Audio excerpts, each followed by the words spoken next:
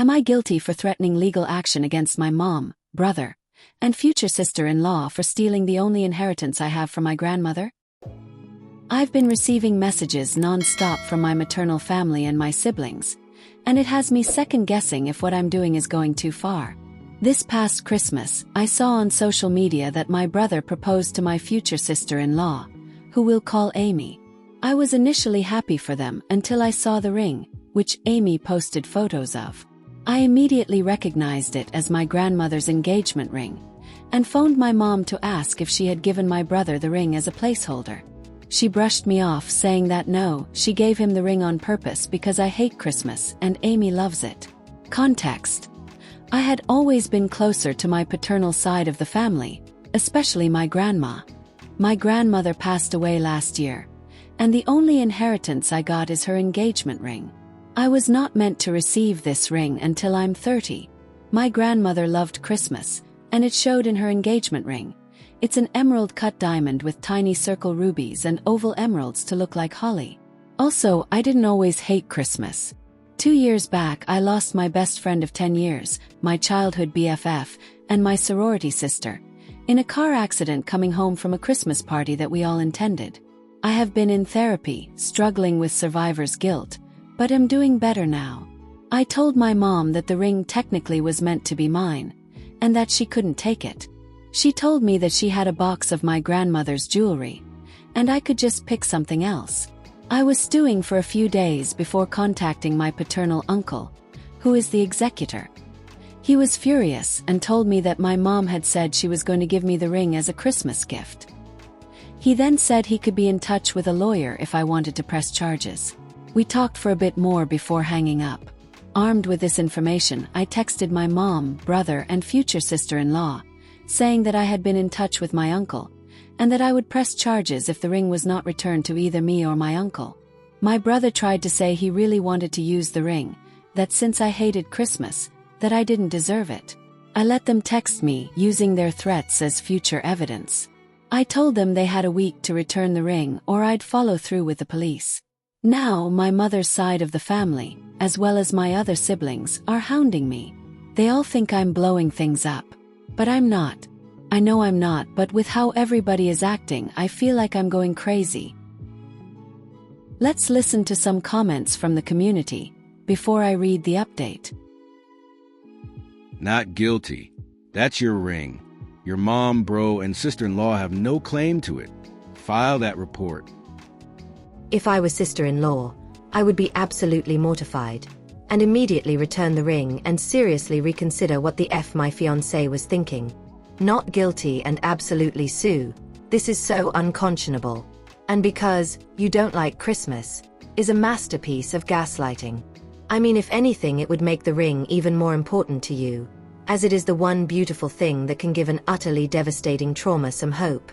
At a minimum, your mom not even asking you is terrible, but this almost amounts to no contact, and I always think people exaggerate that need, but wow. Not guilty. Your mother is, as well as your brother and future sister-in-law. Give them a very specific deadline, and be very specific that if it's not met, you will file a report with the police. Hi, I'm surprised to hear that you think people should be okay when others steal their valuables. Does that mean I can come by your house and steal your stuff and you'll be fine with it? Or are you only okay with stealing if it's done to someone else? Just send this to anyone hounding you. Update 1.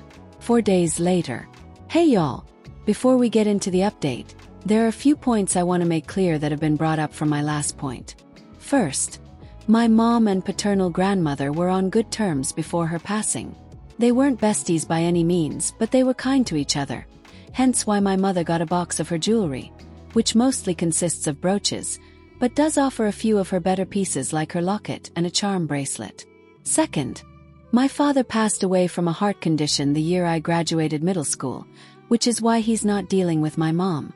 Since his death, my paternal family has really tried to bridge the gap he left, hence why I'm so close with them. Now, time for the update. The day after I posted, Amy, future sister-in-law, texted me privately and asked me to meet up with her in secret. We organized a meeting for the next day at one of the local diners to grab lunch and talk. Meeting her was weird, since I didn't know how she would gauge the situation. Amy has never been mean-spirited, just blunt. Not the rude kind of blunt either, she is just a woman of a few words kind of deal. A few of the comments said she was guilty for accepting it, but the fact is she hasn't been in the family long enough to know about my connection to the ring. She had only met my grandmother once or twice before my grandmother got sick. Once we sat down, she told me to tell her about my grandmother, which I initially thought was weird, but I got to telling her some childhood stories about my grandmother.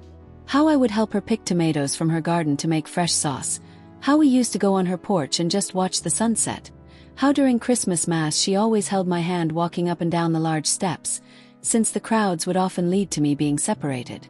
Long story short, Amy seemed reminiscent about the situation before she immediately apologized. She hadn't known about the ring, just that it was a family ring, and that it meant she was one of us now. When she had seen the text, she confronted my brother, who brushed it off as, "She's just being dramatic, it's not like it's the only piece she has." Which is true, I actually do have my grandmother's pearl earrings and her pearl necklace, but that was a sweet 16 gift, not inheritance. That got Amy mad and she went to stay with her family. She apparently had been in my shoes before, having been jumped by her older relatives regarding her own grandmother's inheritance. She returned the ring and said she plans to break off the engagement.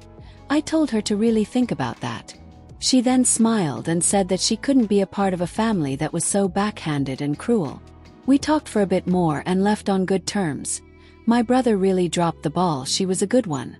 Yesterday my mom called me and told me I had gone too far, and now Amy doesn't want to be a part of the family. I asked her what she expected when Amy was a good-hearted person who probably wouldn't want to marry into a family of liars and thieves. She said my brother was distraught when he came home and found she had left with her things. I told her maybe if they didn't try to take my ring, then maybe Amy wouldn't look at them like they were bad people, and maybe she'd still wanted to marry my brother. My mom called me a slew of names before hanging up. I asked my uncle that now that I have the ring, could I just keep it? My uncle said that was fine, since he knew I had a safe that I could keep it in. It's a fancy fingerprint one where I keep my registered firearm and legal documents.